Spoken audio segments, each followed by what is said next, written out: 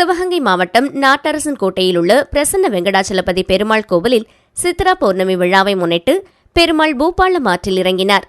நாட்டரசன் கோட்டையில் சிவகங்கை தேவஸ்தானத்திற்குட்பட்ட பிரசன்ன வெங்கடாச்சலபதி பெருமாள் கோவில் உள்ளது. இக்கோவிலில் சித்ரா பௌர்ணமி உற்சவ விழா ஏப்ரல் 15ஆம் தேதி திங்கட்கிழமை அனுக்ஞை பூஜை, வாசு சாந்தி ஆகிய பூஜைகளுடன் முகூர்த்தகால் ஊன்றியதுடன் தொடங்கியது. இதையடுத்து திருமஞ்சன வைபவம், காப்பு கட்டுதல் நிகழ்ச்சி நடைபெற்றது.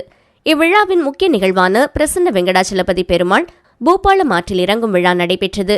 விழாவை முன்னிட்டு அதிகாலையில் பெருமாள் வெள்ளை பட்டுடுத்தி வெள்ளை குதிரை வாகனத்தில் கோவிலிலிருந்து புறப்பட்டார். அதனைத் தொடர்ந்து பக்தர்களின் கோவிந்தா முழக்கத்துடன் பூபாலம் ஆற்றில் பெருமாள் இறங்கினார்.